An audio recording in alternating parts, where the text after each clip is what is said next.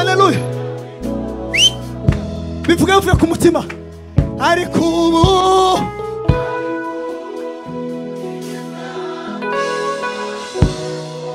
nukuri dumwana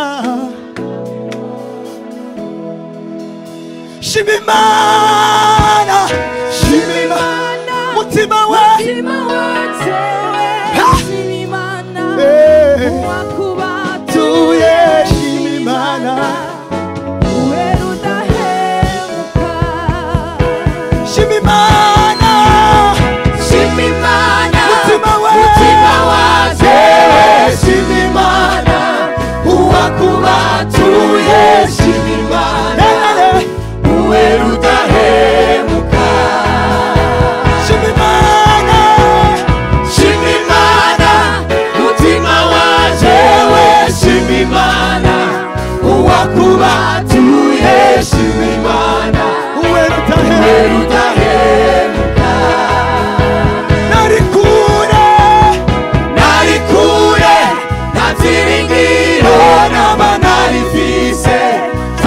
amasezerano y'ibizaza ari kure y'ibanga ariko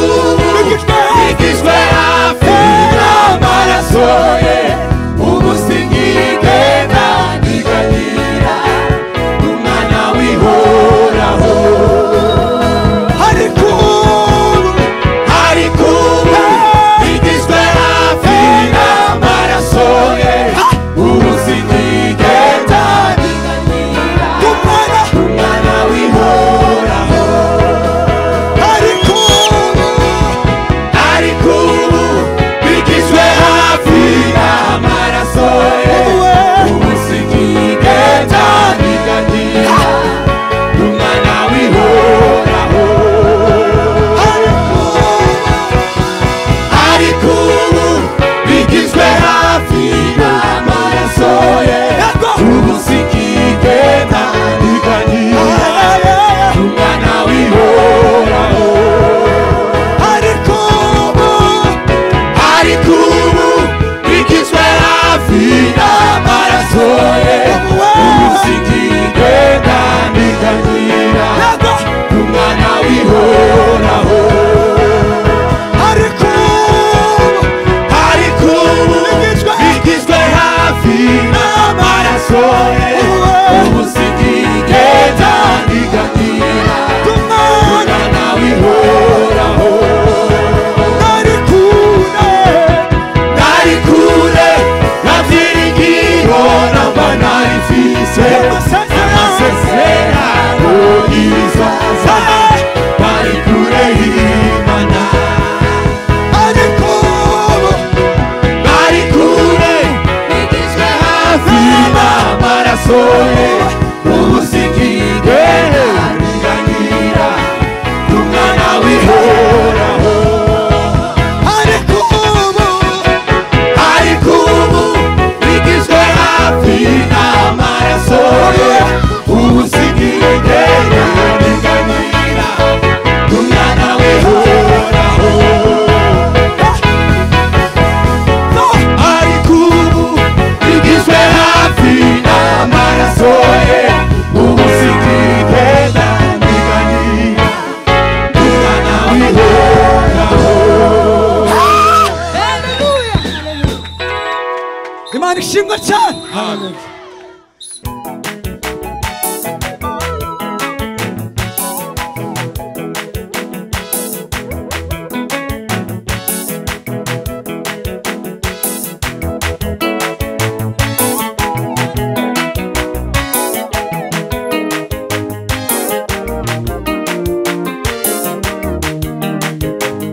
Mwokozi wetu